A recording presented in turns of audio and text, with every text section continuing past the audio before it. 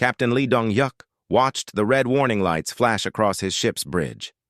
The Soul's Pride was just a simple trading vessel, carrying food and basic supplies to the outer colonies. At least, that's what everyone was supposed to think. "Captain, we have 3 ships approaching fast," said his communications officer, Ensign Park Jimin. "They're not responding to our identification signals." Lee knew exactly who they were. The Vorthak Empire had been getting bolder lately. These lizard-like aliens thought humans were easy targets. They were wrong, but Lee had to keep pretending they were right. "Raise our defensive screens," Lee ordered, his voice calm. "Set them to minimum power. Make sure our weapons look offline." The bridge crew moved quickly. They had practiced this dance many times. To any watching enemy, the Soul's Pride would look like a helpless merchant ship trying its best to defend itself with old, weak technology. 3 Vorthak warships appeared on the main screen. They were ugly things, all sharp angles and dark metal. The aliens inside were even uglier, with scales that could stop bullets and claws that could tear through steel. They thought this made them superior to soft-skinned humans. "Human vessel," came a harsh voice over the communications system. "This is Commander Vexitar of the Vorthak Empire. You will stop your engines and prepare to be boarded. We claim your cargo as tribute to our empire." Lee pressed the communication button. He made his voice sound scared and desperate. "Please. We're just peaceful traders.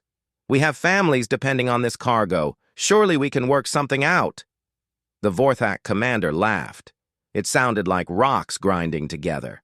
"Humans always beg. It disgusts me. You will comply or be destroyed." Behind Lee, his weapons officer, Lieutenant Kim Sua, quietly entered commands into her console. The ship's real weapon systems powered up silently, hidden behind fake energy. Readings, if needed, the Soul's Pride could turn those 3 Vorthak ships into space dust in seconds. But that would blow their cover. "Sir, they're targeting our engines," reported the sensor operator. Lee nodded. "Let them hit us. Make sure the damage looks real, but don't actually harm anything important." The first Vorthak ship fired. Blue energy. Beams struck the Soul's Pride's rear section. The ship shook, and sparks flew from control panels that were designed to do exactly that. To the Vorthak, it would look like critical damage. In reality, the ship's true shields had absorbed the attack completely. "Hull breach in Cargo Bay 3, Lee announced loudly, knowing the Vorthak were listening. "We're losing atmosphere. Please, stop firing!" "Much better," Commander Vexitar said with satisfaction. "Now, prepare to be boarded. Do not resist, and perhaps some of you will live to serve the Empire." 20 minutes later, Vorthak soldiers marched through the corridors of the Soul's Pride. They wore heavy armor and carried plasma rifles that could melt through most metals. They towered over the human crew, who cowered appropriately as the aliens helped themselves to whatever they wanted. Lee watched from the bridge as the lizard-like beings loaded stolen cargo onto their ships. Food meant for hungry colonists, medical supplies for distant hospitals, tools for building new homes. All of it taken by force because the galaxy believed humans were too weak to fight back. "Captain," whispered Lieutenant Kim, when no Vorthak were close enough to hear, "the hidden cameras got everything. Command will have full records of their ship designs and weapon signatures." Lee nodded slightly. Every Vorthak raid was being recorded and analyzed. Earth's military knew exactly how strong their enemies were, what weapons they used, and how they fought. When the time came, this information would be very useful. After the Vorthak left with half the ship's cargo, Lee's crew began their real work. While they sent out distress calls and damage reports that made them sound helpless, they were actually uploading detailed intelligence to secret communication networks. Far from the attack, on Earth, Admiral Kim Tae-ho sat in his office, reading the latest reports. 17 human colonies had been raided this month alone. His jaw tightened as he read about families separated, children left without food, and elderly colonists dying without medicine that had been stolen by alien raiders. "Sir, His aide, Commander Yoon Ji-woo, entered the room. "The Joint Chiefs are asking again when we can stop this charade. The public is getting angry."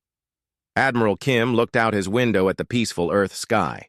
Down there, billions of humans lived normal lives, not knowing that their planet possessed the most advanced military in the galaxy.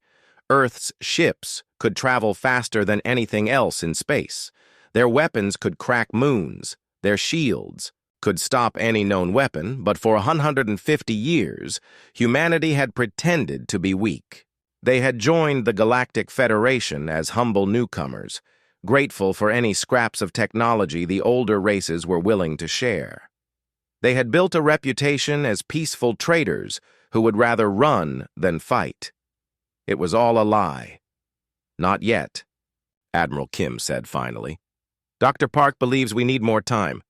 The longer we wait, the more our enemies will underestimate us." Dr. Park Minji was Earth's top expert on alien behavior. She had spent decades studying how other species thought and acted. Her reports all said the same thing. The galaxy saw humans as prey animals, weak, soft creatures who existed only to serve stronger races. That evening, Dr. Park sat in her laboratory, surrounded by screens showing alien news broadcasts. The Vorthak Empire was celebrating their latest raids on human ships. Other species watched with amusement or indifference. None of them seemed to care that innocent people were suffering. Her computer chimed with a new message. It was from Ambassador Choi Hee-won at the Galactic Council. The ambassador's report was polite and diplomatic, but the real meaning was clear. The other races were doing nothing to help. Some were even suggesting that humans should just accept their fate as victims. Dr. Park opened another file, one marked with the highest security classification. Inside were the technical specifications for weapons that could sterilize entire star systems, ships that could appear anywhere in the galaxy without warning, defenses that made planets nearly indestructible. Humanity had built all of this in secret, hidden behind a mask of weakness and ignorance. They had let other races think they were harmless while quietly becoming the most dangerous species in the galaxy. But how much longer could they keep pretending? How many more innocent people would die while Earth's leaders played their careful game of deception? Dr. Park closed the files and rubbed her tired eyes. Soon, she thought, very soon, the galaxy would learn the truth about humanity. And when that day came, she hoped their enemies would remember how they had treated Earth's people when they thought no one could fight back. In space, Captain Lee's ship limped toward its destination, playing the part of a wounded victim. Behind him, the Vorthak raiders celebrated their easy victory, never knowing how close they had come to complete annihilation. The masquerade continued, but cracks were beginning to show. The emergency meeting in Admiral Kim Tae-ho's office felt different this time. The holographic displays showed red markers scattered across human space, 17 attacks in the past month, but this week had brought 3 major strikes against the main trade routes. The raids were getting worse. Commander Yoon Ji-woo stood beside a star map, pointing to the latest attack sites. They hit the Busan route, the Incheon corridor, and the New Seoul shipping lane all within 6 days. That's not random raiding anymore. Admiral, that's systematic. Admiral Kim studied the patterns. The Vorthak were getting organized, treating human space like their personal hunting ground. Casualties? 43 dead across all 3 attacks. 216 wounded. They're taking more prisoners now, probably for slave labor. Commander Yoon's voice stayed professional, but his hands were clenched into fists. Dr. Park, Minji entered the room carrying a data tablet. Her usual calm expression looked strained. "I've been analyzing their behavior patterns. The Vorthak are testing us. Each attack is slightly more aggressive than the last. They're seeing how much we'll tolerate before we fight back." "And what do your models predict?" Admiral Kim asked. "Escalation. Within 2 months, they'll move from raiding ships to attacking colonies directly." Dr. Park sat down heavily. They've convinced themselves that humans are naturally submissive. In their culture, any species that doesn't fight back deserves to be enslaved. A communication alert interrupted them. The face of Captain Lee Dong-hyuk appeared on the main screen. He looked tired and angry, very different from his usual composed manner. "Admiral, I need to report a personal matter," Lee said quietly. "The Vorthak hit a civilian transport near Centauri Station yesterday, the Daegu Dawn. It was carrying families relocating to the outer colonies." Admiral Kim felt his stomach tighten. Survivors. Some. But. Lee's voice broke slightly. "My sister and her 2 children were on that ship. The Vorthak took them alive, probably for their slave markets." The room went silent. Everyone knew that Captain Lee was one of their best officers, a man who had spent years maintaining the pretense of weakness while watching enemies steal from his people. Now it had become personal. "I'm sorry, Dong-hyuk," Admiral Kim said. "We'll find them." With "Respect, sir. When? How many more families have to disappear while we keep playing this game?" Lee's image flickered as his emotions made his voice shake. "My crew is asking questions. They want to know why our defense systems never seem to work properly.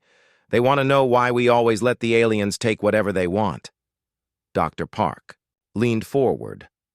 "Captain, I understand your frustration, but—" "Do you?" Lee interrupted. "Dr. Park, have you ever watched lizard creatures drag screaming children onto their ships while you pretended your weapons were too weak to stop them? Have you ever told a mother that her son was taken for slaves while you stood there with enough firepower to level cities?" The question hung in the air. Dr. Park had spent years studying alien behavior from the safety of Earth, while people like Captain Lee lived the reality of their deception every day. Commander Yoon stepped forward. "Captain, we all want to end this. My Black Fleet has been tracking every Vorthak movement for months.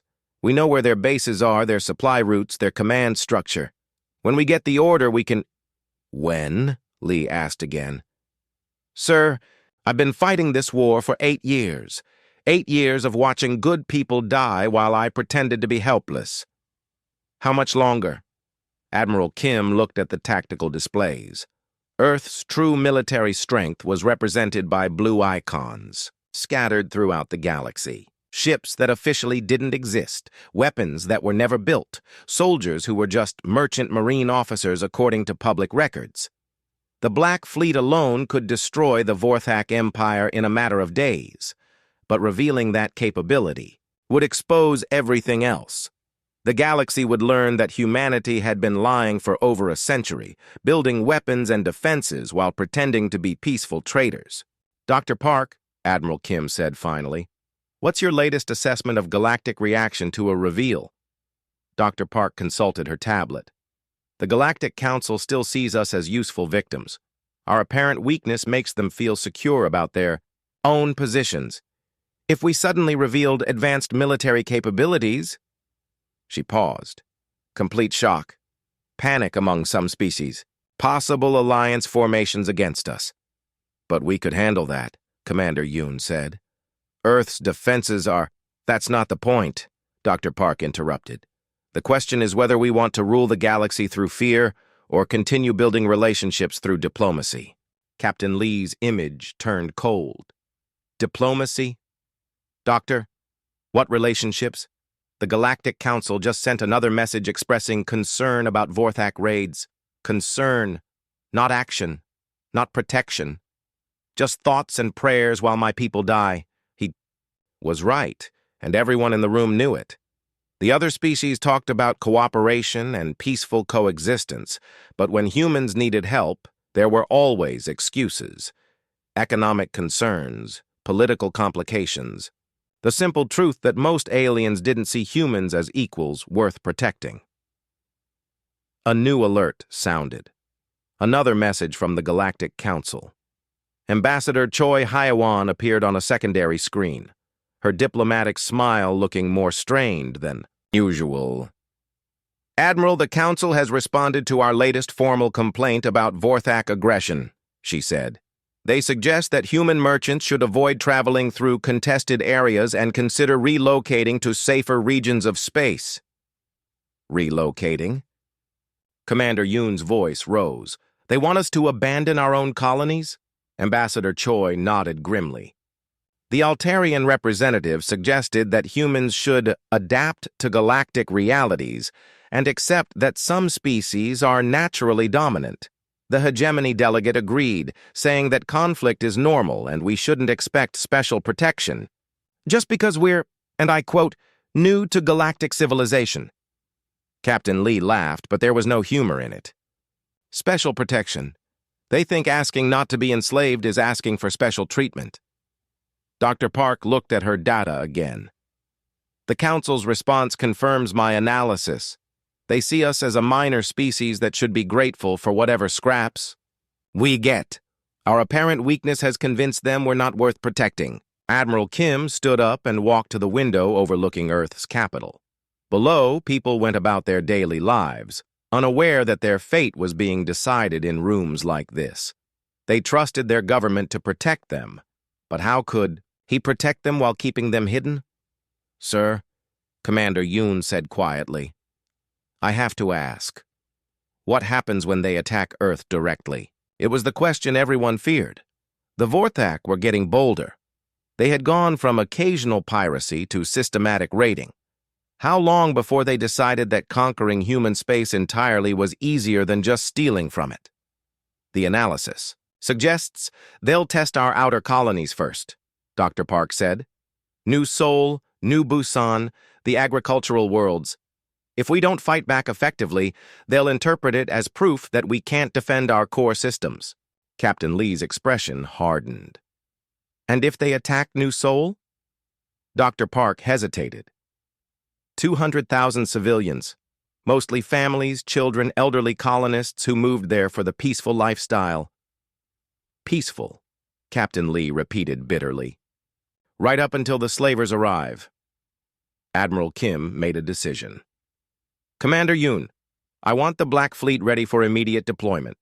Captain Lee, start positioning your merchant vessels along known Vorthak routes. Dr. Park, prepare contingency plans for a partial reveal of capabilities. Sir? Dr. Park looked surprised. I thought we were maintaining the masquerade until when? Admiral Kim turned back to face the room. Until they attack Earth itself? Until half our colonies are empty because everyone was killed or enslaved? We've been patient for 150 years. Maybe it's time to consider that some situations can't be solved with patience alone.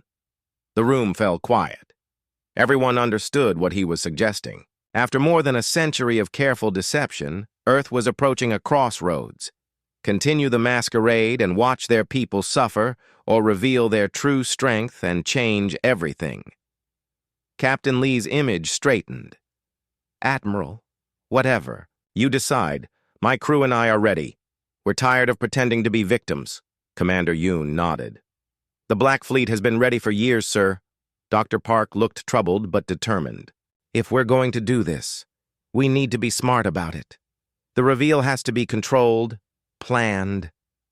Admiral Kim looked at each of them. These were the people who had spent their lives maintaining humanity's greatest secret. Now they were preparing to end it. Prepare for Protocol 7, he said finally. But nobody moves until I give the order. We'll give diplomacy one more chance. After that, he didn't need to finish the sentence. Everyone in the room understood. The masquerade was ending, one way or another. The emergency alarms in Admiral Kim's office had been screaming for 3 hours. The news kept getting worse with each incoming report. New Seoul, humanity's largest civilian colony with over 200,000 residents, was under attack. General Han, Kyung-ho stood before the main display screen, his face pale as casualty reports scrolled past. The Vorthak fleet appeared without warning at 0347 local time, 12 heavy cruisers and a battleship. They ignored all communication attempts and opened fire immediately on civilian targets. Admiral Kim watched the live feeds from the colony's emergency broadcasts. Explosions lit up the night sky as Vorthak weapons struck hospitals, schools, and residential areas. People ran through the streets carrying children looking for shelter that didn't exist. Current casualties? Admiral Kim's voice was steady, but his hands were shaking. 47,000 confirmed dead, General Han replied quietly. The number keeps rising. They're not just attacking, they're broadcasting it across the galaxy as a demonstration. On the secondary screen, Ambassador Choi Hye-won appeared from the Galactic Council chambers. Her usual diplomatic smile was gone, replaced by barely controlled rage. Admiral, I need to report the Council's response to the attack. Let me guess, Commander Yoon said bitterly. More thoughts and prayers? Ambassador Choi's voice was ice-cold. The hegemony delegate called it an internal matter between the Vorthak Empire and its territorial claims. The Altarian representative suggested that humans should have negotiated better treaties to prevent such incidents. Dr. Park looked up from her data terminal. They're treating this like it's our fault. 250,000 people are being slaughtered and they think we deserved it. The main screen switched to a Vorthak broadcast. Commander Vexitar stood on the burning surface of New Sol, his scaled face twisted into what passed for a smile among his species. Behind him, human prisoners knelt in chains while Vorthak soldiers guarded them. Let this serve as a lesson to all lesser species, Vexitar announced to the galaxy. The Vorthak Empire claims what it wishes. Humans are weak creatures who exist only to serve their betters. Any who resist will share this fate. The broadcast showed Vorthak soldiers herding human families into cargo containers. Children cried for their parents. Elderly colonists who couldn't walk fast enough were simply shot. The aliens treated it all as routine business. Admiral Kim turned away from the screen. In his desk drawer was a secure communication device that connected directly to Earth's shadow parliament, the secret government body that made decisions about humanity's real military capabilities. He had never used it for anything this important. Sir, Captain Bae Minho's voice came through the intercom. His ship, the Busan's Fury, was officially just another merchant vessel. In reality, it was one of Earth's most powerful warships, disguised to look like an old cargo hauler. My crew is requesting permission to respond to the New Sol attack. Negative, Captain, Admiral Kim replied automatically. Maintain your cover. With respect, Admiral, maintaining cover while watching genocide isn't what we signed up for. The SAS. Room went silent. Everyone knew Captain Bae was right. They had all spent years pretending to be weak while their people suffered. But New Sol was different. This wasn't piracy or even conquest. This was deliberate extermination broadcast. As entertainment, Dr. Park stood up, her scientific calm finally cracking. Admiral, I need to say something.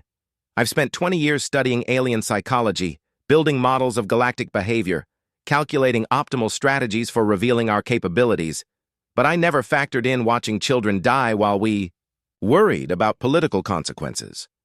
She walked to the tactical display showing Earth's hidden fleets.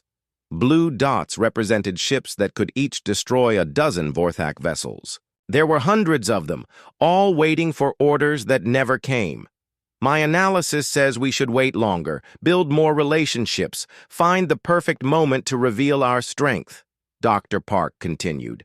But my analysis also said the Vorthak wouldn't escalate to genocide for at least another 6 months.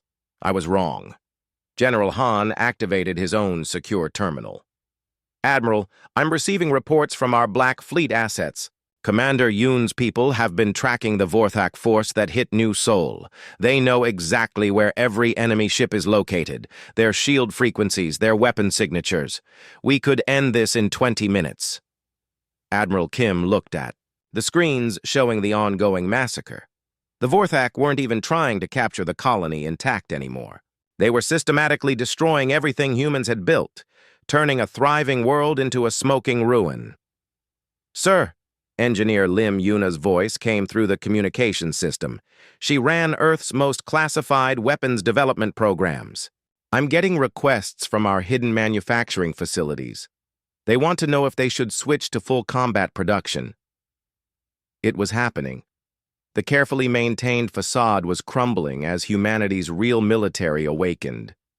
For 150 years, Earth's leaders had managed to keep their true capabilities secret. Now, watching their people die, that secret was becoming impossible to maintain. Another alert sounded. Captain Lee Dongyuk appeared on screen from the rescue, operations near New Seoul. His ship was playing its usual role, a damaged merchant vessel barely capable of evacuating survivors.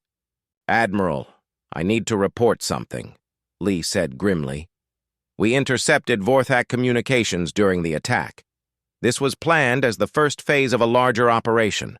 They're calling it the Human Solution, complete occupation of our space within 2 months." The words hit the room like a physical blow.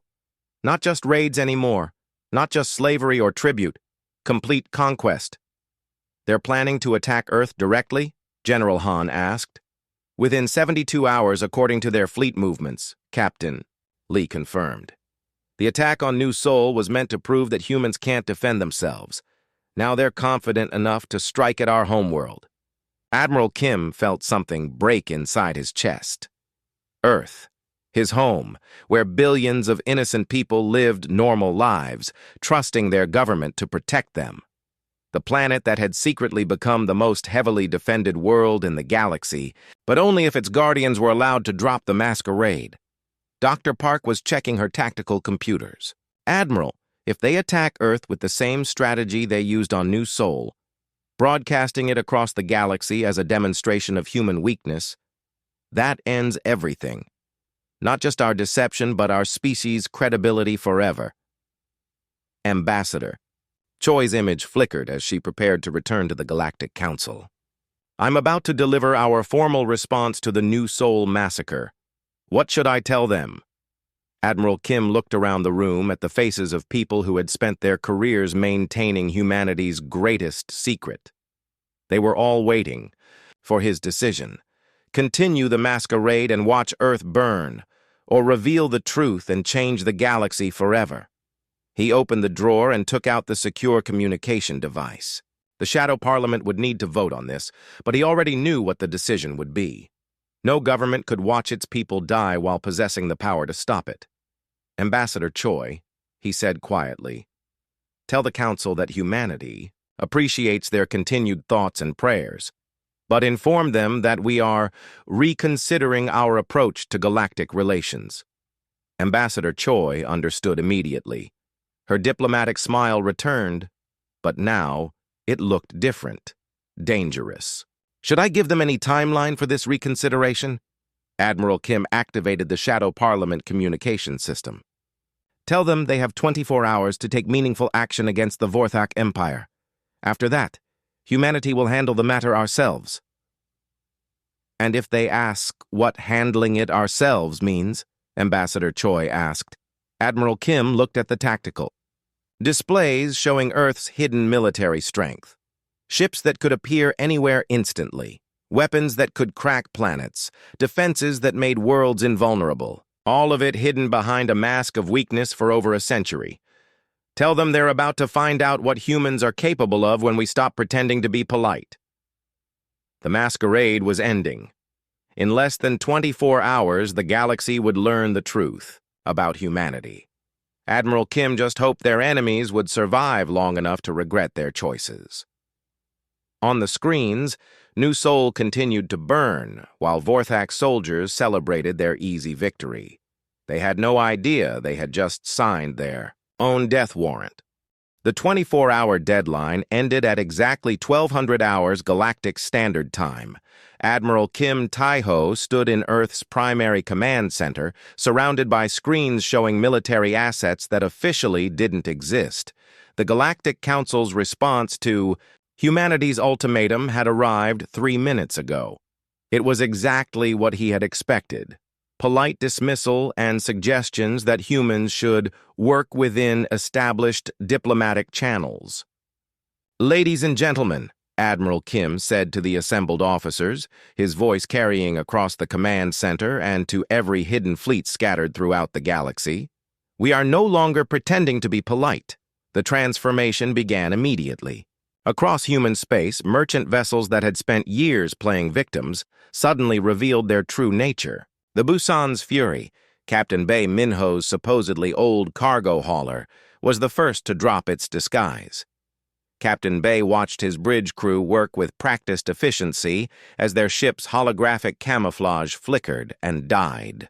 Where a rusty freight hauler had been floating moments before, now hung a vessel that dwarfed nearby Vorthak dreadnoughts.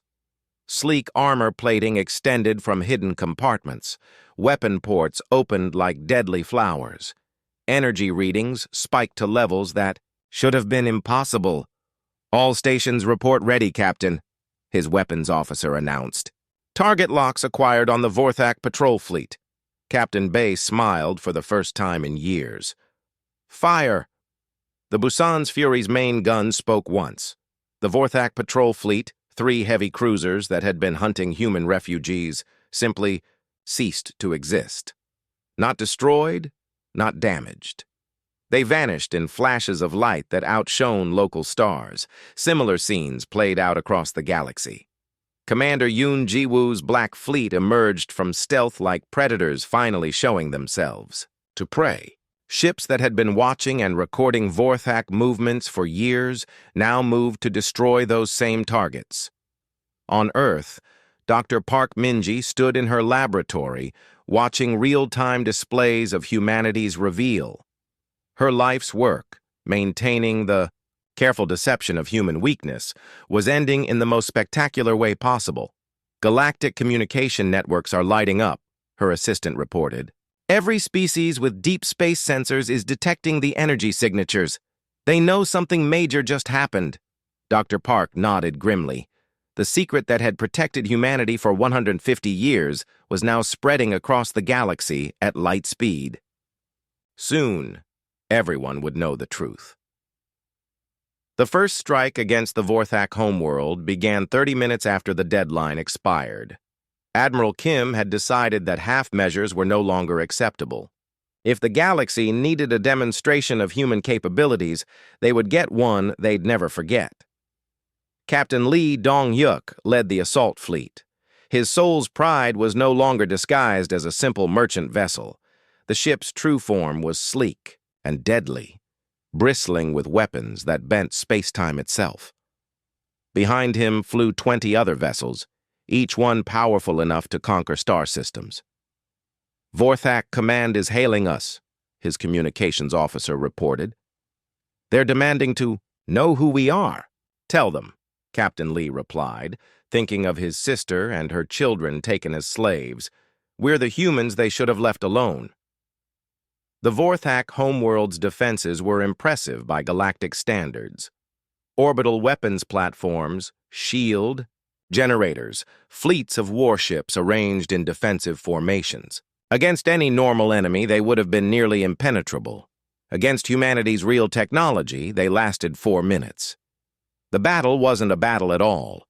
It was an execution.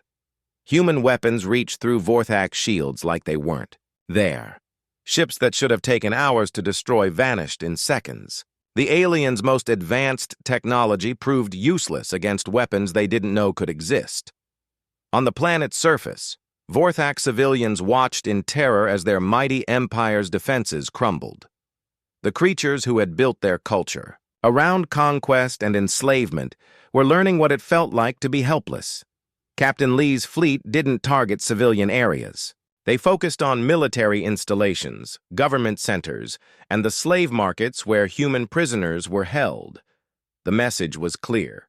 This was justice, not genocide. Back on Earth, the Galactic Council was in emergency session. Ambassador Choi Hee-won sat in her designated chair, watching alien representatives panic as reports flooded in from across the galaxy. The hegemony delegate who had called New Soul's destruction an internal matter was now demanding answers. "Ambassador Choi," the council president said, his voice shaking, "we need an explanation. Our sensors are detecting impossible energy readings from human vessels throughout the galaxy. Ships that our records show as simple cargo haulers are displaying capabilities that exceed our most advanced warships." Ambassador Choi smiled pleasantly, the same diplomatic expression she had worn for years. But now it felt different to everyone watching. Dangerous. "I'm afraid I don't understand your concern," she replied calmly. "Humanity has always possessed adequate defensive capabilities. We simply haven't had reason to display them until now." "Adequate?" The Altarian representative's voice was nearly a shriek. "Your ships just destroyed the Vorthak homeworld defenses in minutes. That level of technology should be impossible." "Should be?" Ambassador Choi tilted her head slightly. "According to whom?" "Respected council members, humanity has been part of the galactic community for 150 years. Did you really think we spent all that time learning nothing?" The truth was beginning to sink in. For over a century, the galaxy's major powers had dismissed humans as harmless newcomers. They had shared enough technology to keep Earth happy while keeping their most advanced secrets to themselves. They had never considered that humanity might be developing their own innovations in secret. Engineer Lim Yuna's weapons were reshaping the battlefield across the galaxy. Gravity manipulators that could tear ships apart from the inside, energy shields that redirected attacks back at enemies, propulsion systems that folded space itself, allowing human fleets to appear anywhere, instantly. But the most shocking discovery was the scale of humanity's deception. As the masquerade ended, it became clear that humans hadn't just hidden a few advanced ships. They had built an entirely separate military infrastructure, complete with secret shipyards, hidden weapons factories, and classified research facilities. General Han Kyung-ho's forces were revealing themselves throughout human space. Colonies that had appeared defenseless for decades suddenly bristled with weapon systems. Merchant stations unfolded into military bases. Even civilian transport ships carried armaments that outgunned most alien warships. The Vorthak Empire's response was predictably aggressive. Unable to comprehend that their weak prey had become apex predators, they launched a massive counterattack against Earth itself. 50 warships, including their most powerful dreadnoughts, jumped into Earth's solar system ready to glass humanity's homeworld. They lasted 18 seconds. Earth's real defenses had been built over 150 years of secret preparation. Orbital weapons platforms that had masqueraded as communication satellites opened fire with beams that could slice through moon-sized asteroids. Defense stations that had posed as research facilities revealed gravitational weapons that could implode entire fleets. The Vorthak attack force was annihilated so quickly that most of their ships didn't even have time to return fire. The few survivors fled in terror, broadcasting warnings about Earth's impossible defenses to anyone who would listen. Throughout the galaxy, other species watched in stunned silence as humanity's true nature revealed itself. The harmless traitors who had spent generations apologizing for their weakness were demonstrating military capabilities that dwarfed anything else in known space. Captain Bay's fleet had finished with the Vorthak military installations and moved on to liberating slave camps throughout their territory. Human prisoners who had given up hope were rescued by ships that should have been impossible. Families separated by alien raiders were reunited by people they had thought were too weak to help them. But the most profound change was psychological. For 150 years, humanity had defined itself as the galaxy's victims, weak creatures who survived through diplomacy and luck. Now they were learning what they really were, the most dangerous species in known space, who had chosen to be peaceful until that choice was no longer sustainable.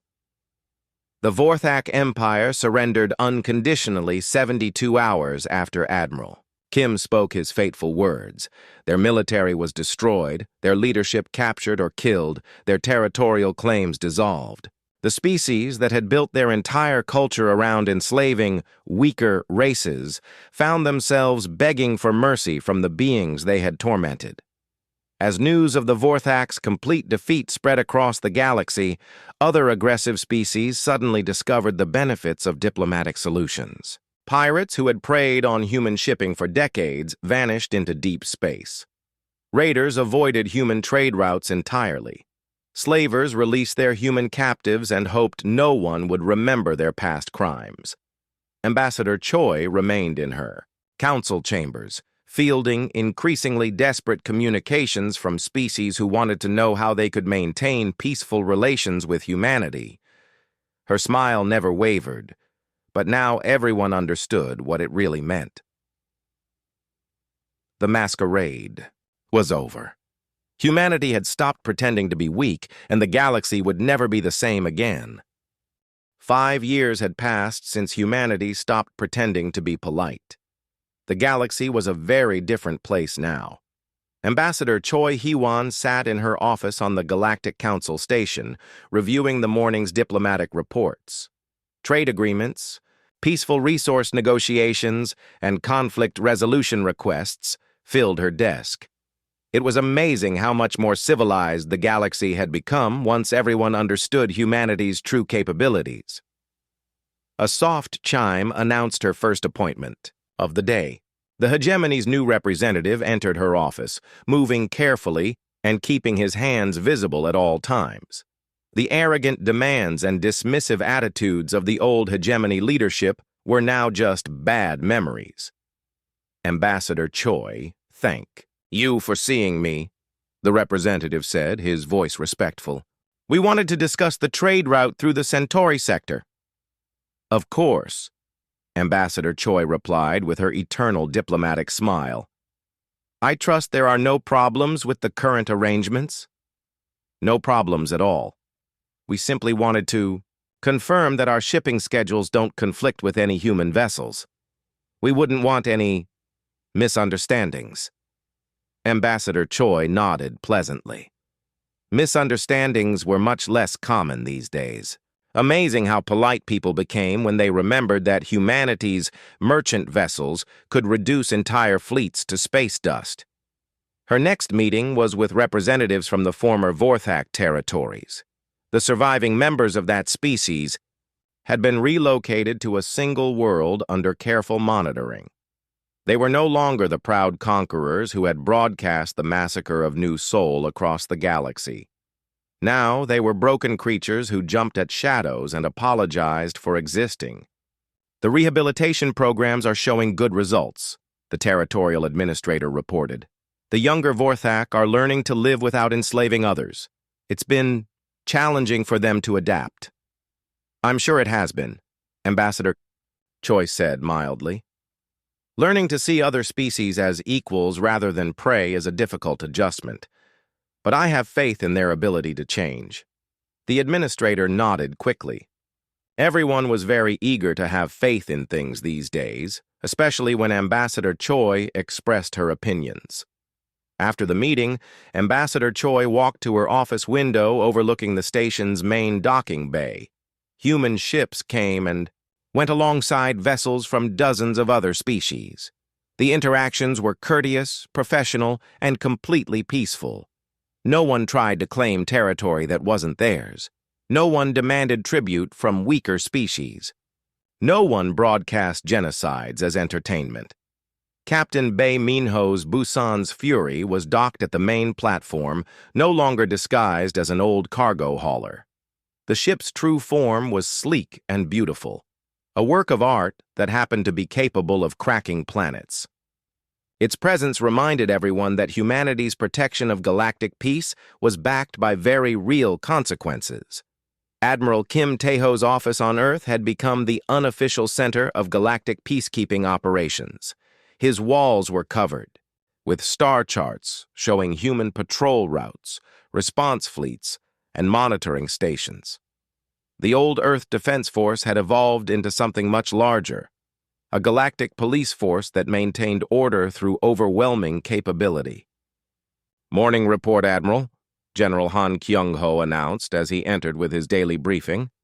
17 trade disputes resolved through arbitration. 3 border conflicts settled through negotiation. 0 military incidents anywhere in human-monitored space. Admiral Kim nodded with satisfaction. Any requests for intervention? The Rigelian Confederation asked if we could mediate a resource dispute with their neighbors. Apparently, our reputation for fair dealing has spread. General Han smiled, slightly. They specifically requested that we bring one of those ships that makes people reasonable. Admiral Kim chuckled. Humanity's approach to peacekeeping was simple. Speak softly and carry ships that could sterilize solar systems. It was remarkable how reasonable people became when they understood the alternatives to peaceful cooperation. Dr. Park Minji had established the Department of Galactic Harmony, dedicated to helping other species understand why cooperation worked better than conquest. Her research centers studied alien psychology and developed programs to help formerly aggressive cultures adapt to the new galactic order. The interesting thing, she explained to her staff during their weekly meeting, is that most species are actually happier now. The constant warfare and raiding that characterized the old galaxy was stressful for everyone, even the aggressors. Now that humanity has removed the option of solving problems through violence, they're discovering the benefits of working together. Her assistant, a young researcher named Kim Ji-young, raised her hand. Dr. Park, what about the species that built their entire cultures around conquest? How do we help them find new purposes? Carefully, Dr. Park replied. Take the former Vorthak territories. We're helping them develop their artistic abilities and scientific research. It turns out that the same drive that made them effective. Conquerors can be channeled into creative and intellectual pursuits. Captain Lee Dong-hyuk had been given command of the memorial fleet that patrolled the new Sol system.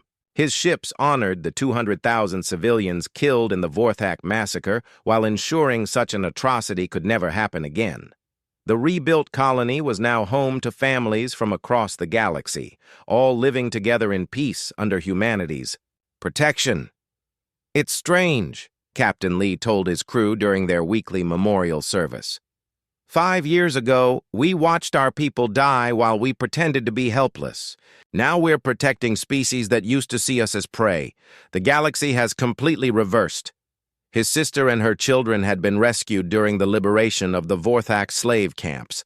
They now lived on New Sol 2, the rebuilt colony that had become a symbol of humanity's commitment to protecting the innocent. Sometimes Captain Lee wondered what would have happened if Admiral Kim had decided to continue the masquerade. How many more people would have died while Earth's leaders worried about diplomatic consequences? Commander Yoon Ji-woo's Black Fleet had transitioned from secret intelligence gathering to open peacekeeping operations. His ships patrolled the major trade routes, ensuring that commerce flowed smoothly and safely throughout the galaxy. Pirates and raiders had become extinct professions. The job is actually easier now, he reported to Admiral Kim during their monthly review. When we operated in secret, we had to gather intelligence carefully and plan every action. Now we just show up and problems solve themselves. Amazing what honesty can accomplish. Engineer Lim Yuna's weapon development programs had shifted focus from destroying enemies to protecting peace. Her latest innovations included defensive systems that could protect entire star systems and non-lethal suppression technologies that could disable aggressive fleets without killing their crews. The goal isn't to be more deadly, she explained to her engineering teams. We proved that 5 years ago. Now the goal is to be so obviously powerful that no one thinks violence is a viable option. The Galactic Council had requested that Earth take formal leadership of galactic affairs, but humanity had politely declined. They preferred their current role as the guardians who ensured everyone else could govern themselves peacefully. We don't want to rule the galaxy, Ambassador Choi explained to the council president during one of their regular meetings. We just want to make sure no one else rules it through fear and violence. The transformation hadn't been without challenges. Some species had initially tried to form alliances against humanity, convinced that Earth's military superiority represented a threat to everyone else. Those alliances had dissolved quickly once people realized that humanity only used force to protect peace, not to conquer territory. Other species had gone through periods of depression and confusion as they struggled to adapt to a galaxy where military strength no longer determined status.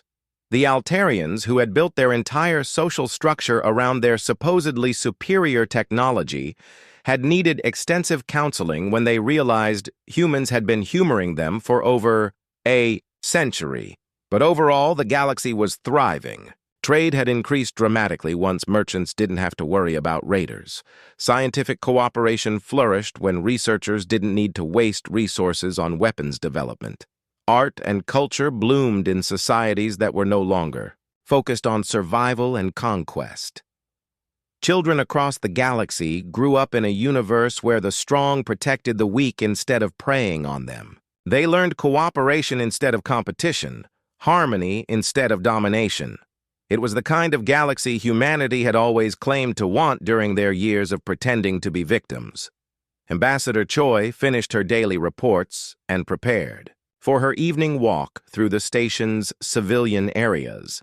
Families from dozens of different species shopped together, ate together, and played together in spaces that had once been segregated by military alliance and territorial claim. As she walked, Ambassador Choi reflected on the choices that had brought them to this point. For 150 years, humanity had maintained a careful lie, convinced that revealing their true capabilities would lead to galactic war. In the end, it had been the opposite. Revealing their strength had brought peace. The small plaque on her desk back in the office said it all. Speak softly and carry a really big stick.